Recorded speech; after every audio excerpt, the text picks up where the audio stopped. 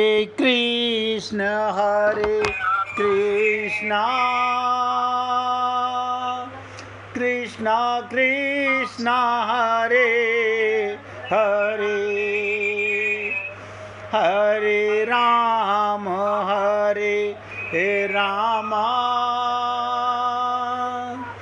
राम राम हरे हरे हरे कृष्ण कृष्णा कृष्णा कृष्णा हरे हरे हरे राम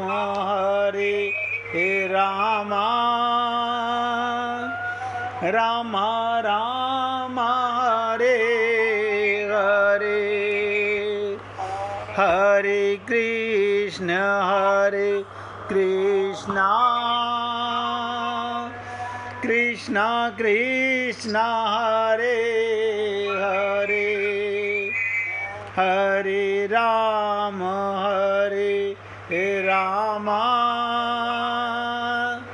राम राम हरे हरे। सभी पुण्य आत्मा हैं, अपने मन के दृष्टा। अब ध्यान दो, आंख मन को नहीं देख सकती। आप बताइए, आंख कैसे मन को देखेगी? कान कैसे मन को देखेंगे? हाथ कैसे मन को देखेंगे? तो मन का दृष्टा कौन? अब ये विशेष बात बताने जा रहा हूं। मन का दृष्टा कौन? मन को चेतनता देता है कौन? मन को पावर आती है कहां से? आपसे। आप आत्मा हैं। अगर आप मन के दृष्टा बन गए तो देखने वाले बन जाएंगे।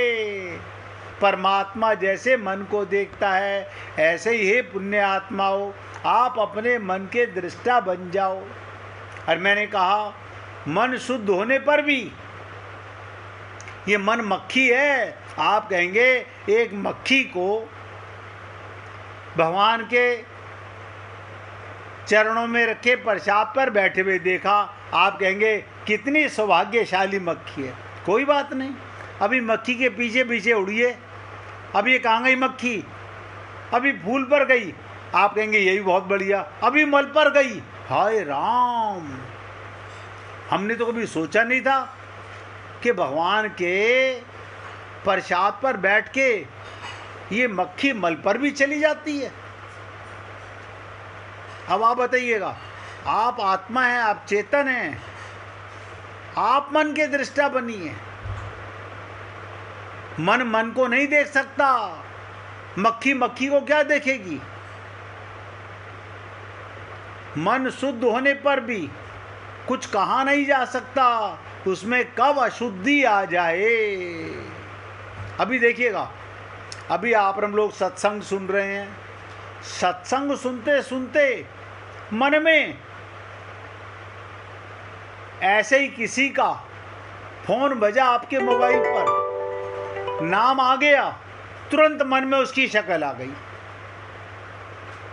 अब आप बताइए, वो तुरंत निकल गई, सत्संग में मन रहा, या उसके साथ मन चला गया, उसके बारे में सोचने लगे, ओहो मैंने 7 बजे उसे बुलाया था, 6 बजे उसने फ़ोन कर लिया, अब मैं सोच रहा हूँ वो आएगा तो 7 बजे मैंने उसको चाय पिलानी है, कॉफ़ी पिलानी है, ठंडा पिलाना है। अब आप सोचो, आप तो कहोगे मैं सत्संग में था। ना ना बाबा ना, आप सत्संग में शरीर की इम्पोर्टेंस नहीं है, मन की इम्पोर्टेंस है। और उम्मीद करता हूँ आप और हम सब लोग भली प्रकार समझ रहे होंगे। और एक एग्जाम्पल देता हूँ। कल आपको मैं एक लीला सुना रहा था कि बांके बिहारी मंदिर में जाने वाला एक ब्राह्मण जो रोज जाता था, रोज वहाँ सेवा करता था, जिस दिन उसकी बेटी की शादी थी वो उस दिन भी चला गया बिना पत्नी को बताए। और क्या बोला, क्या मन में आया, वहाँ जाकर जल्दी से भोजन का कार्य कराकर वापस आ जाऊंगा और शादी भी अटेंड कर लूंगा बेटी की। भगवान भी खुश और बेटी भी खुश, माया संसार का भी काम हो जाएगा। लेकिन अब आप बताइएगा, वो इतना रमण हो गया, उसे बेटी की शादी भूल गया। क्या आपका हमारा मन कभी सत्संग में, कभी संत के साथ संसार को इस कदर भूल जाते हैं क्या? इतने इंपॉर्टेंट कार्य ना ना, हम तो इतना इंपॉर्टेंट कार्य हो तो सत्संग ही नहीं सुनेंगे, मंदिर ही नहीं जाएंगे। आप देखिएगा, इससे बड़ी और विशाल क्या बताऊं आपको। मैं एग्जाम्पल बता रहा हूं। गीतांजलि अपार्टमेंट में एक sale tax officer retired Mrs Khurana रहती थी। वो उनके पति का देहांत हो गया। उस दिन सत्संग सुन के गई, अगले दिन फिर उनके सत्संग में आने लगी। उनका देवर कह रहा है, कहाँ जा रही हो? कि सत्संग में। यानी उनके देवर ने कहा, अभी तो उठावनी भी नहीं हुई है, यहाँ तो लोग 13वीं तक नाम ना लें सत्संग का, बरसी तक नाम ना लें सत्संग का। ये हमारे मन की कमाल है। तो उन्होंने कहा अपने देवर से कि देवर जी मुझे ये बताओ, मैं सुबह 6 बजे से 7:30 बजे तक सत्संग होता है, अब 7:30 बजे तक यहाँ बैठ के क्या करूँगी मैं? कौन रिश्तेदार आ रहा है मुझसे मिलने के लिए? मेरे लिए सत्संग ज़्यादा इम्पोर्टेंट है या ये संसार इम्पोर्टेंट है? कल ब्राह्मण की बात बताई, जब वो जाकर के अपने घर पहुंचा तो पत्नी कह रही है, आओ चाय पियो, बहुत थक गए होगे। वो कह रहा है, डांट नहीं रही, मैं तो शादी में था नहीं। जब एल्बम आई और देख रहा है तो सब जगह अपने फोटो देख रहा है, रोने लगा, बिलखने लगा, हे गोविंद, आप मेरी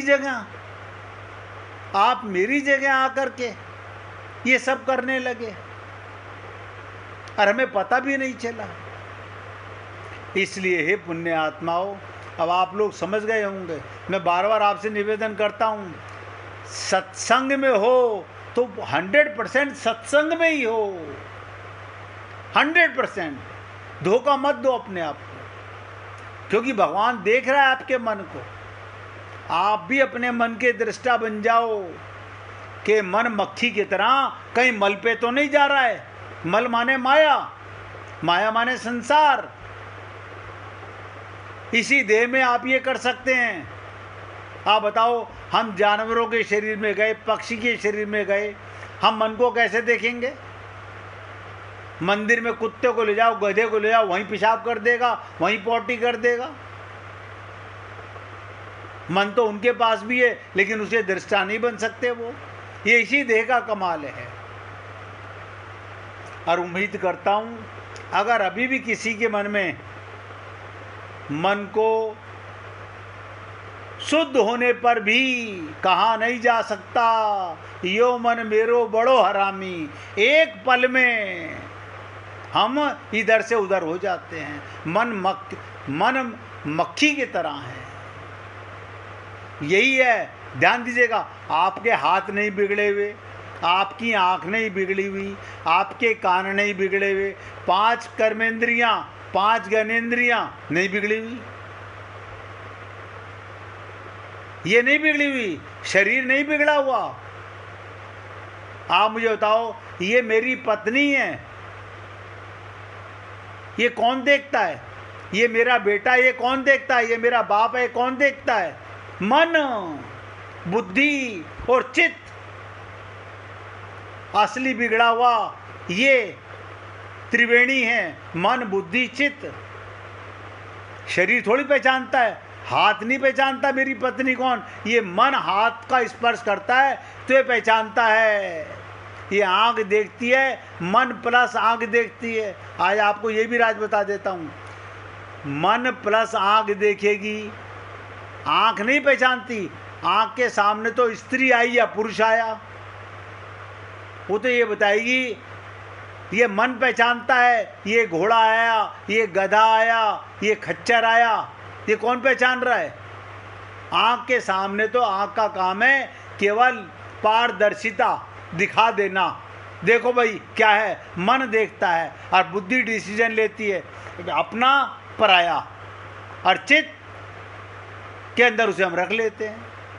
हमारी ये तीनों चीजें, सूक्ष्म शरीर ही बिगड़ा हुआ है। अब पूरा जीवन गुजर जाता है, हम गुरु धारण कर लेते हैं, लेकिन हमें सूक्ष्म शरीर का, मन बुद्धि चित्त का पता ही नहीं चलता, पता ही नहीं चलता। और सारा दिन करते हैं मेरा मन ये कर रहा है, मेरा मन ये कर रहा है। जिस दिन आप मन के दृष्टा बन जाओगे, और कैसे बन जाओगे? जैसे परमात्मा हर घड़ी मन को देखता है, ऐसे ही आप देखो, सोता हुआ मन सपने देखता है, यही मन सपने बनाता है, यही बुद्धि नया रूप बना लेती है। ये मन बुद्धि इतने बिगड़े हुए होते हैं। और जैसे ही आप जागते हो तुरंत सपने को झूठा बोलते हो, जैसे ही शरीर छूटेगा सब झूठा संसार है। उस जागृति को अब जागना है। इसीलिए मैंने आपसे निवेदन किया, मन शुद्ध होने पर भी कुछ कहा नहीं जा सकता, उसमें कब अशुद्धि आ जाए। इसलिए भरत जी अपने मन को नित्य परखते रहते हैं, जीवन भर अपने मन को साधना और तपस्या की कसौटी पर, साधना और तपस्या की कसौटी पर कसकर देखते रहता है कि कहीं उसमें कोई विकृति तो नहीं आ गई। अब बताता हूँ इसका एक और एग्जाम्पल, अभी सामने आया। जब हलवाई, जब स्त्रियां अपने घर में चाशनी बनाती हैं, वो मैंने कई बार देखा, ये क्या उठा के देखते रहते हैं पोनी से, पलटे से, ये क्या देखते रहते हैं? एक तार के चाशनी एक तार की बनी कि नहीं बनी? अब बताओ, आप अपने मन को देखो कि ये मन परमात्मा का, आत्मा का बना कि नहीं बना। कहीं ये वापस शरीर का तो नहीं बन गया, कहीं ये वापस स्त्री का तो नहीं बन गया, कहीं ये वापस पुरुष का तो नहीं बन गया, कहीं वापस फिर ये डायरेक्टर का मन तो नहीं बन गया। काम करना है वहाँ भगवान का मान के, उस समय मन डायरेक्टर का भी होगा, पिता का भी होगा, लेकिन कार्य भगवान का होगा।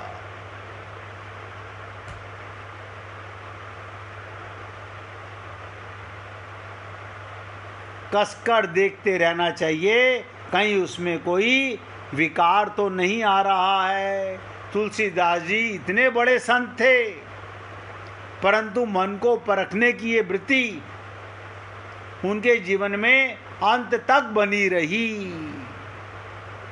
और हर संत को, हर जीव को अपने मन को परखते रहे। ये मत समझ लेना कि अब तो मुझे ज्ञान हो गया, गीता के श्लोक याद होने से, रामायण की चौपाइयाँ याद होने से ज्ञान नहीं होता। आत्मज्ञान 24 घंटे बना रहे, वरना ये मन कब फिसल जाए। बड़े बड़े ऋषि मुनि संत महात्मा फिसल जाते हैं।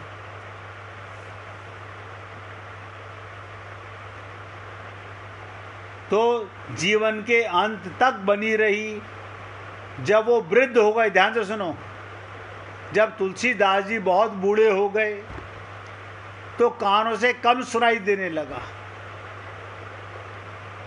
जब तुलसीदास जी बूढ़े हो गए, कानों से कम सुनने लगे, नेत्रों से कम दिखाई देने लगा। ये तो शरीर का धर्म है। परंतु शिष्यों के मन में तो उनसे बड़ा प्रेम था। बार बार उनसे अनुरोध करते कि किसी वैद्य को बुलाएं, गुरुजी, जो आपके रोग को चिकित्सा करे, आपकी आंख ठीक करे, आपका कान ठीक करे। अब ध्यान दीजिएगा, आप और हम लोग भी, हमारी आंख में बीमारी हो, आंख ठीक कराते हैं, कान में रोग हो, कान ठीक कराते हैं। अब ध्यान दीजिएगा, जब तुलसीदास जी से उनके शिष्य बार बार आग्रह करते, बड़ी मीठी बात कही तुलसीदास जी ने। उन्होंने कहा, आप लोग वैद्य को बुलाकर, अगर बुलाना चाहते हो तो बुला लीजिए, मैं भी चाहता हूँ, लेकिन अंतर केवल इतना है, आप लोग वैद्य से मेरे शरीर की चिकित्सा कराना चाहते हैं। मैं जो बात बता रहा हूँ इसे अंडरलाइन करके हृदय में नोट कर लेना। क्या कहा तुलसीदास जी ने? आप मेरे शरीर की चिकित्सा कराना चाहते हैं, मेरे आँख कान ठीक कराना चाहते हैं, परंतु मैं चाहता हूँ आप कोई ऐसा वैद्य ढूंढ कर लाओ। क्या? ऐसा वैद्य ढूंढ कर लाओ।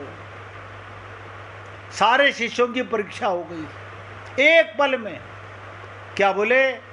ऐसा कोई वैद्य, ऐसा कोई डॉक्टर लेके आओ जो मेरे मन की नाड़ी को देख सके। अब आप बताइए, आप कहोगे हाथ की नाड़ी देखने वाले तो बहुत देखे, बात पित्त कफ तो देखने वाले बहुत देखे, लेकिन मन की नाड़ी को, वो तो परमात्मा है या तुम स्वयं हो। आत्मा और परमात्मा के अलावा कोई और दृष्टांत नहीं बन सकता। ये है संत की परीक्षा, ये है भरत जी की कसौटी। उम्मीद करता हूं हे पुण्य आत्माओं, ये जीवन हमारी बेकार ना चला जाए। सच्ची पूजा का फल, देखिए आप और हम लोग सच्ची पूजा करते हैं तो उसका फल भी मिलेगा। उस पर एक कथा सुन लीजिए 3 मिनट की, फिर आप सोच लीजिएगा आप कैसी पूजा करते हो। किसी नगर में एक बुढ़िया रहती थी, वो ग्वालिन थी। उसके 4 पुत्र और 1 पुत्री थी। एक समय नगर में हैजा की बीमारी फैल गई। एक एक करके बुढ़िया के पति और चारों पुत्र चल बसे। बहुत ध्यान दो, हैजे की बीमारी फैल गई, बुढ़िया के पति भी गए और चारों पुत्र भी चल बसे। जब एकमात्र लड़की रह गई, पति और पुत्रों के न रहने पर बुढ़िया की पीड़ा असहाय हो गई। बुढ़िया के पास अधिक जगह जमीन ना थी, एक आम का बगीचा था बस। उसके पति ने एक चबूतरा बनाकर महावीर जी की ध्वजा खड़ी कर शिवलिंग की स्थापना की हुई थी। बुढ़िया के पति का एक नियम था, प्रतिदिन स्नान करके 1 लोटा जल शंकर भगवान पर चढ़ाना। धूप देता, प्रसाद के रूप में थोड़ा बताशा चढ़ाकर छोटे छोटे बच्चों को बांट देता था। पति के मर जाने के बाद बुढ़िया ने इस काम को अपने हाथ में लिया। आप और हम लोग क्या करते हैं? ठाकुर जी को घर से निकाल देते हैं, पूजा बंद कर देते हैं। अपने हाथ में लिया। वो भी नियम पूर्वक शिव जी की पूजा करती थी। बतासा या मिठाई ना होने पर वो धूप देकर महादेव जी को गुड़ का भोग लगाती। आम के दिनों में आम बेचकर गुजारा करती थी।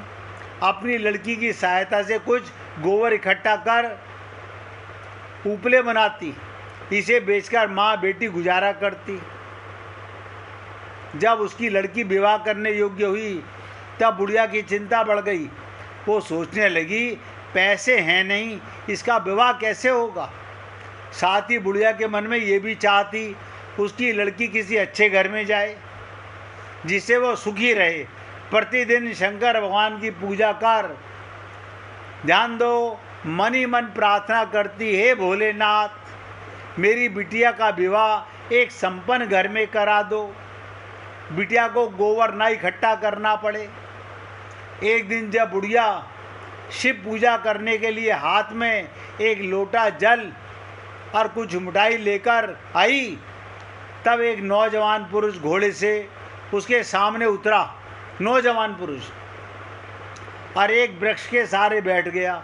वो आदमी सूर्य की चिलचिलाती हुई किरणों से अत्यंत तप्त रहा। प्यास से उसका गला सूख रहा था, वो बोलने में असमर्थ था। इशारे से उसने बुढ़िया से जल मांगा।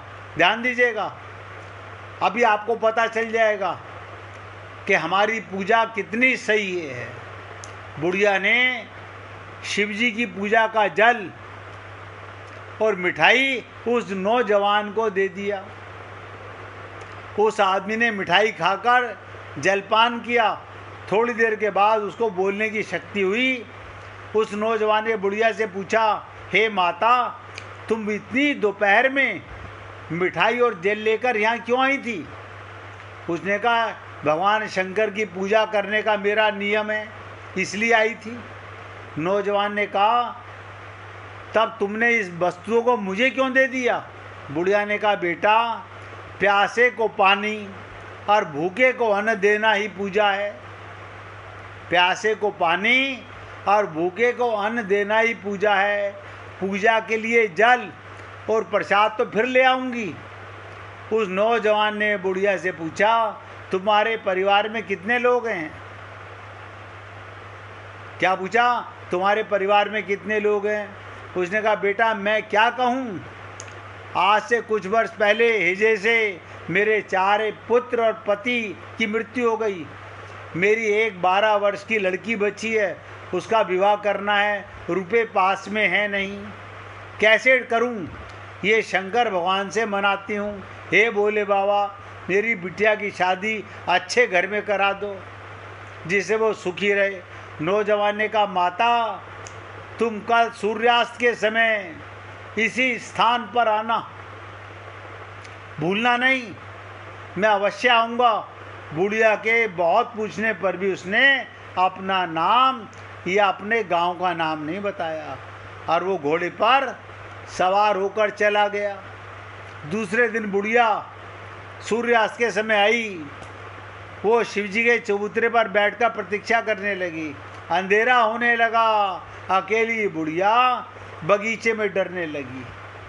वो मन ही मन सोचने लगी, शायद वो भूल गया होगा, झूठे ही कह दिया होगा, अब मैं घर चलूं। इतने में घोड़े के पैरों की आवाज़ सुनाई दी। वो नौजवान आया। अब पुलिस बुढ़िया को प्रणाम करके 5000 रुपये के नोट के हाथ में थैली थमाई। जाओ, तुम्हारी बिटिया की मेरी बहन की शादी हो जाएगी, उसका विवाह अच्छे घर में करो। अब आप सोच के बताओ, विवाह के दिन फिर आऊँगा, आटा, घी, चीनी, लकड़ी, कपड़े आदि विवाह के दिन से पहले तुम्हारे घर आ जाएंगे। बुढ़िया ने कहा, बेटा, विवाह का दिन तुमको कैसे बताऊंगी? तुम्हारा कोई पता नहीं, नाम नहीं, तुम अपना नाम और ग्राम तो बता दो। उसने कहा, इतनी चिंता मत करो, मैं मालूम कर लूँगा। देखो, उसका कन्यादान मैं करूँगा, सब काम ठीक हो जाएगा। कन्यादान करने के समय मैं आऊँगा और कन्यादान करके चला जाऊँगा। अभी लीला और लंबी है, 1 मिनट कीर्तन करेंगे और इसके बाद इस चर्चा को आगे बढ़ाएंगे। श्री कृष्ण गोविंद हरे मुरारी,